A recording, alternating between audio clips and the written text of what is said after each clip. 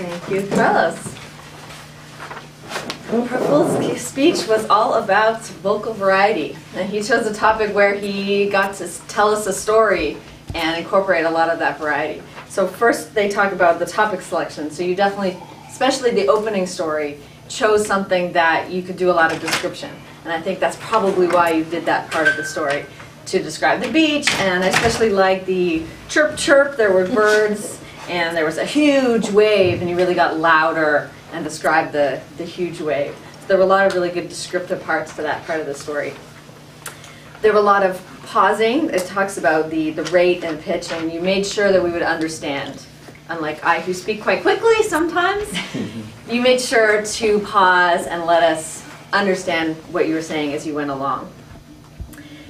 You had a few parts where you varied it a little bit. There was one example of the singing, and you said, oh, I didn't do that well, and you said, a little bit of practice, I'll get better, which was sort of a sidebar comment, and you speeded it up to kind of make it separate from the main part of the sentence, as it were. So I like examples like that. Overall, the speech kind of kept a pretty steady, slow and pace.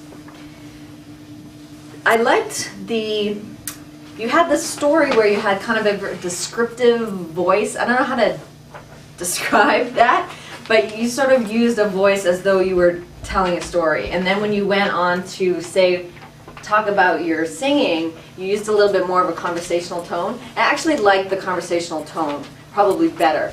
In some ways the description was nice because it was very kind of flowery, but then when you came back to earth and really used your own voice, actually that's the voice I like the best, to be honest with you, because you're able to tell us like you're speaking to us.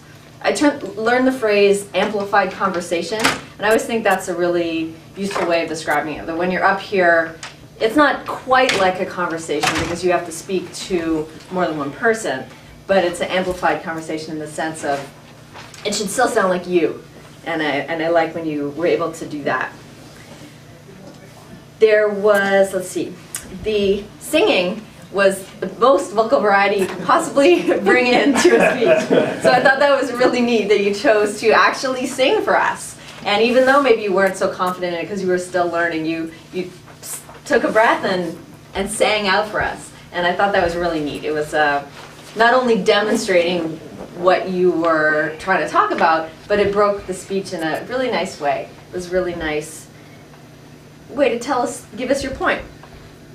One thing, something I'd offer was the two parts of the speech seemed quite different. There was the opening story with the ocean and the waves, and then that made you think of your memories, and then you stopped when you were 15.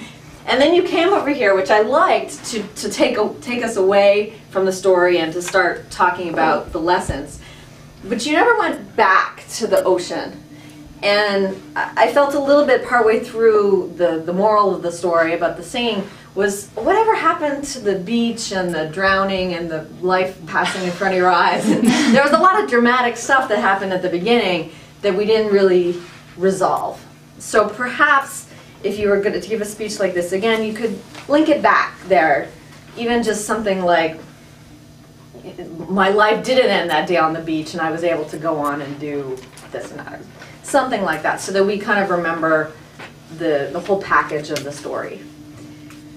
As far as the other items on this list, the rate and quality, expressiveness, you certainly showed us a lot of expressions in your speech, both being scared of the waves and coming out of it and learning from the lesson. So I think you chose a nice topic for vocal variety, and thanks very much for sharing it with us today.